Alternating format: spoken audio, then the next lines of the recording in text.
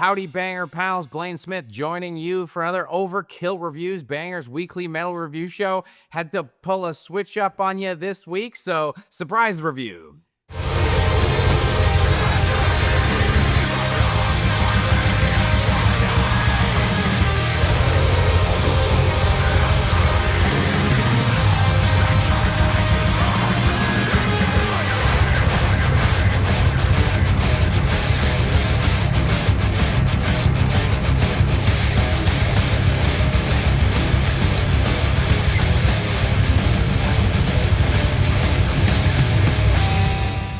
Yes, today I'm talking about the new album from DROUTH. That's a fun one. Called The Teeth of Time. It comes out today, May 16th. It's an independent release, digitally I think, but the physical format is released in partnership with Eternal Warfare Records.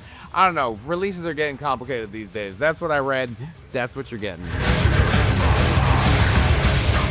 Formed out of the ashes of some other band you haven't heard of in 2014, these guys are from Portland, and I do not know anything about them. Short story time, I was supposed to be reviewing Pelican today, but no one ever sent us promo or really responded to emails, so get on, scrubs. I'm talking about random underground metal again. Here we are. So why this record specifically? A bunch of other underground records came out this week. It's the cover. The cover is extremely sick. I saw the cover and I was like, wow, I want that. And then I wanted to listen to what was inside, and this is why you should hire a great cover artist. It does something. Or in this case, cover artist Matt Sticker is just in the band, so they're cheating a bit, I guess. I've been a fan of Matt's art for a little while. Didn't know he had a band. Sorry, dude. Let's right this wrong with a review, shall we?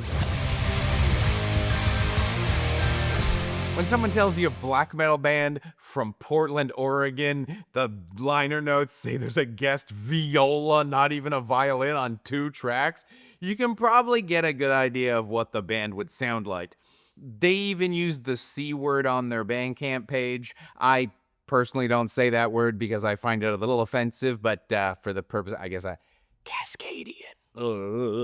Just saying it makes me feel like a music journalist, but I have no idea why that's on there because they don't sound anything like that. These guys would fit in better in Portland, Maine, which doesn't have a distinct black metal sound, but does have a distinct meth problem, and these guys are cranking it. This is big, chaotic, high-energy black and death metal. Very little time for a sleepy seance on this record that you could, you know, have a little nap at a Wolves in the Throne Room show if you've seen them live recently. Now, if you're in the know, blackened death metal is a nebulous subgenre that can mean a lot of things these days. It could be describing anything from behemoth, blech, to war metal, yay. Though I'm in a good mood, so you know I'm not talking about behemoth. They've taken a strong kind of traditional black metal framework and injected some death metal urgency and intensity to it. Outside of a nice little 1-minute atmospheric intro that does sound quite pleasant, the record really never dials back on the intensity through its 40-minute runtime. Honestly, the album cover pretty well sums up the vibe of the album. It's a Looney Tunes dust-up of black and death metal imagery visually, and the sound of the album is a fight between a death metal and a black metal band wrestling for control of the track. And just like the cover, it's lacking in pretension that can spill projects like these over into massive eye-roll territory. No, it's actually not that bright today because it is very bright outside. It's summer in Toronto. I'm sweating. We tried to light it with a window shoot. It was a menace. So apologies to the Hollywood Nails fans out there. So listening to track opener hurl your Marvel Thunderbolts in theaters now or whatever, it's really long. It's awkward to say in conversation. You might think that there's a little bit of brightness creeping in there and wonder what's that about. They're from Portland, Oregon. Did they get a little bite of the deadly to your metal cred but pretty great for your wallet post-metal bug? Nah, it's the Tasmanian devil swirl of the album. A little heavy metal got yanked into the mix. Now, you might want to correct me and say if heavy metal gets mixed into a band that uses death metal, wouldn't that make it melodic death metal? And yes, there are parts that are a little mellow death, but in the good way, not it's just some guys from Gothenburg playing death metal with none of the negative connotations that can come along with it. And it's only part of the death metals, which is why I wouldn't want to say they are mixing in melodic death metal. It's only really 2 tracks that they start to play with this part of the spectrum, and there are 3 others that are certainly darker and heavier affairs where you don't really get as much melodic creeping in. This does help the album have a lot of texture and lends to an easier listen than you guess glancing at a 5-song album with track runtimes up to 10 minutes. Check out the fun solo from Through a Glass Scanner Darkly. The word scanner's not in there. I'm just turning these all into movie titles because they're very long.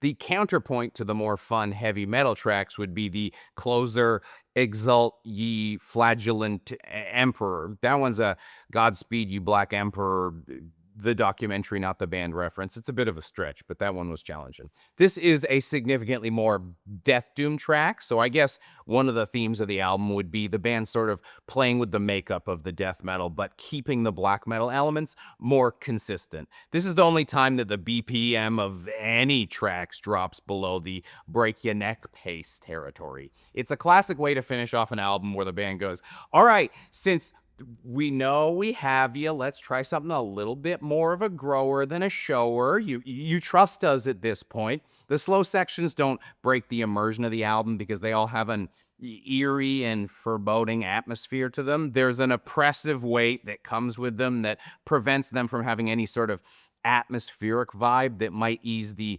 stranglehold of album intensity. Also, they make up about half the track runtime, with the other half being as fast and as furious as anything else on the album. I especially love in the middle of the track when things drop and get sort of hallucinatory and discordant, accompanied by some real fat bass, man, before drums and vocals kick back into overdrive.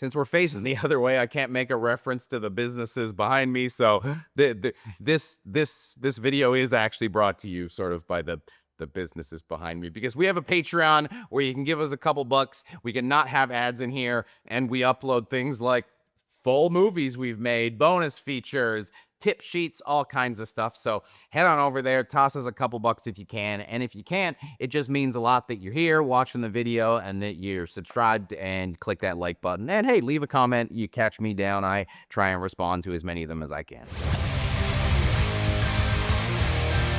Oh yeah, baby, we're doing it, because goddamn do I love the drumming on this record. Every aspect of it is just mwah. Patrick Fiorentino has all the technical ability needed to pull off this kind of performance, but it's his creativity that's really what's making the difference here. While most drummers might be comfortable sitting in a blast beat for a longer stretch, this guy isn't comfortable staying in the same pattern for more than a few seconds. He's always switching things up or adding a little embellishment. He's also going totally Bugs Bunny on wild cymbals, just constantly smacking those things.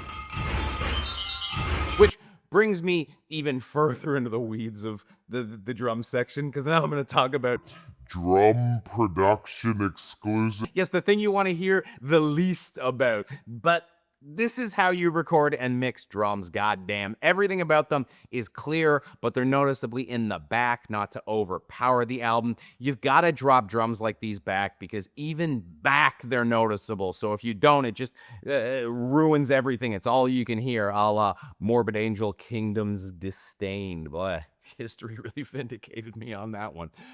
There's great reverb on it, so those cymbal hits, the snare hits, they ring out, and everything just feels organic. It feels like it's here. It feels like I could touch the drums and ruin the performance, I guess. Don't touch drums while a drummer's playing.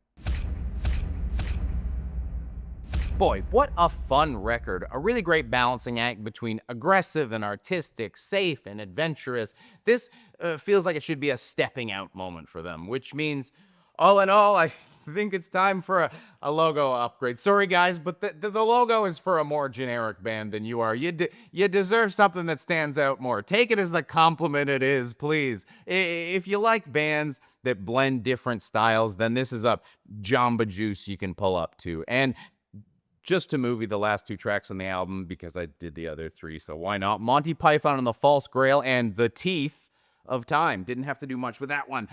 So, rating time, 4 out of 5 Siskel and Eberts because of the movie theme. But what do you think of the album? Had you heard of them before? Are you checking them out now? What else are you excited about coming out this week? Let me know in the comments below.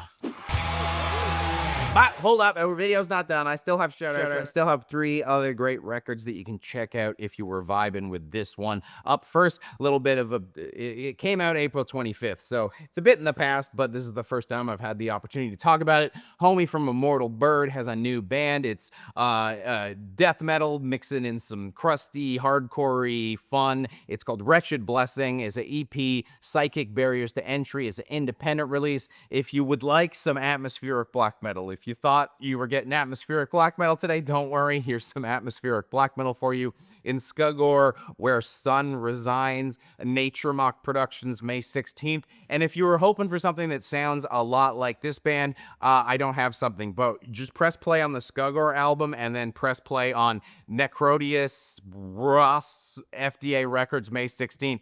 It's a great death metal record, so those 2 at the same time should probably sound a little something like this. Bye!